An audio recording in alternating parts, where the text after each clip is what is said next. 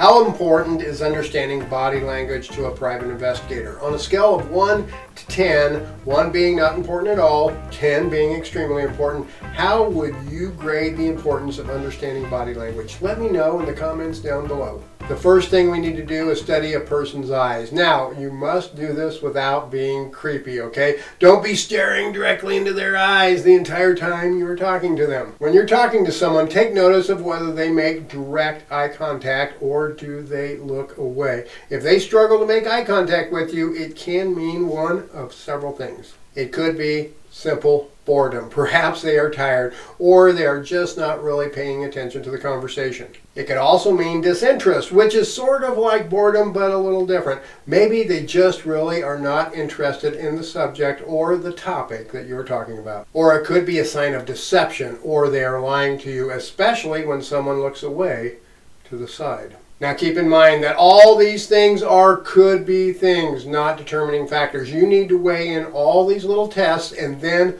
make a decision about whether they are lying to you or not, and we will discuss that decision-making process in a moment. This video is sponsored by OREP Insurance and Working PI Magazine. OREP is a leading provider of private investigator liability insurance. Visit orep.org for a quote today. If a person looks down, on the other hand, it often indicates nervousness or submission. They may be giving in to the fact that they have to talk to you. They may be agreeing internally with what you're saying, or they could be nervous about talking to you about the topic at hand. The pupils are also something you want to take notice of. When a person is focused on something that they like, their pupils will automatically dilate or get larger. Pupils will also dilate when a person's cognitive efforts increase. In other words, if the demand for their mental resources intensifies. Reading pupil dilation is tough to detect without staring into the other person's eyes constantly.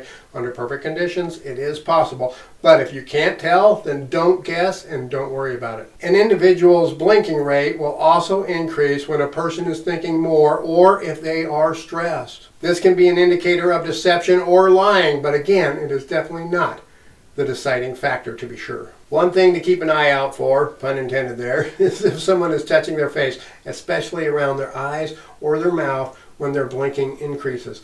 This can be an indicator of deception as well. Watch where they are watching. If someone keeps looking at something, it can suggest they have a desire for that thing, or better put, a desire to interface in some way with that thing. If they keep looking at the door, they may want to leave. If they keep looking at a book or a newspaper, they may want to know more about it. Or if they keep looking at a particular person in the room, they may want to talk to that person. One of the most common things to watch for is if they are looking upwards and to the right, or if they're looking upwards and to the left. People often will look up and to the right when they're using their imagination, or if they're trying to make up a story. Or they will look up and to their left when they are recalling an actual memory. An important fact to keep in mind is that people are more often going to control their facial expressions, but you can still many times pick up on these nonverbal skills if you are paying close attention. Smiling, for instance, is an important nonverbal clue to watch for,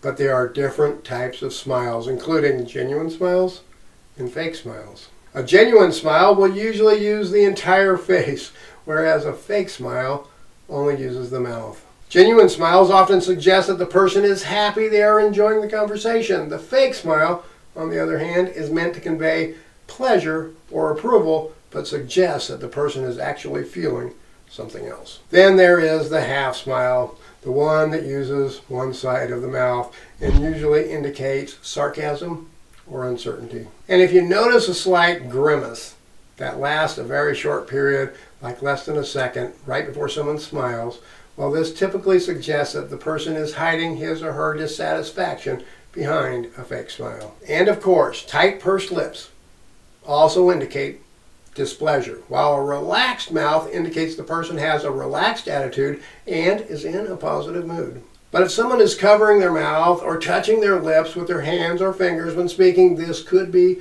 an indicator of deception or lying. Now let's look at the person's head movements when they're talking to you. When they nod, take note of the speed at which they nod their head. Slow nodding usually indicates that they are interested in what you are saying, while fast nodding usually means they have had enough. They want you to finish talking. They may want you to give them a chance to speak. If they tilt their head sideways during the conversation, this can be a sign of interest, whereas tilting the head back can indicate uncertainty about what you're saying or even suspicion. Another thing to watch for is the other person's proximity to you during the conversation. If they sit or stand close to you, then this may indicate they are comfortable being around you. But if they try to keep their distance, they may not trust you, may not want to be near you, or they do not want to be in that situation at all. Mirroring actions is another thing to watch for when it comes to deciphering body language. If someone mirrors your actions, like if you rest an elbow up on the table, or you take a drink of water,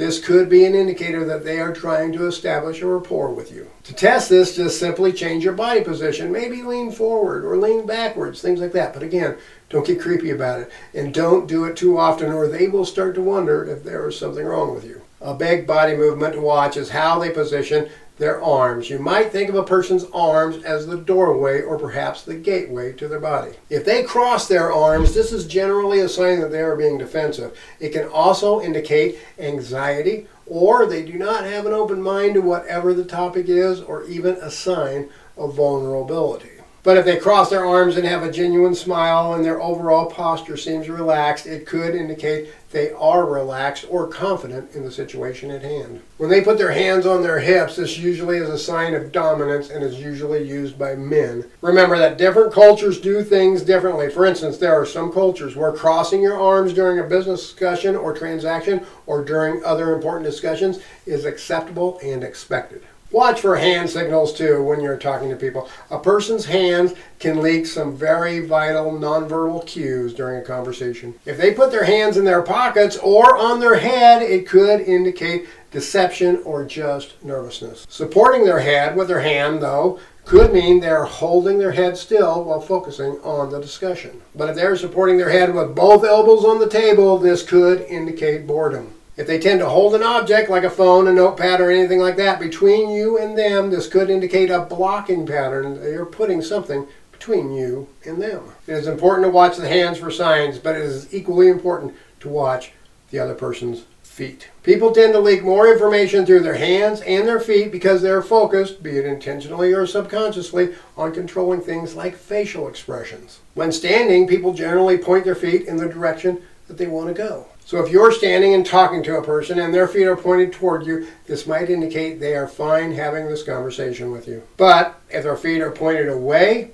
this is most likely a situation where they want to end the conversation and get away from you. This can also be applied when they are seated. Do their feet point toward you or away? Do they want to leave, or are they fine just sitting with you and continuing the conversation? That is body language reading in a nutshell, but what do you do with it? How do you know if someone is lying to you or telling the truth? These tips can give you some insight into the true motives behind people's behavior, but it is not foolproof. When you're trying to analyze a person's body language, keep in mind that these techniques will not lead you to a complete 100% conclusion every time. What you can do, though, is note how many times you observed possible signs of deception. And if there are a high number of them, then that could lead you to believe they are being deceptive about something. But deception and lying are two different things. That is why lie detectors or polygraph exams are not admissible in court. They usually will only tell if a person is possibly being deceptive. Now, if you want to learn more about being a private investigator, then check out this video.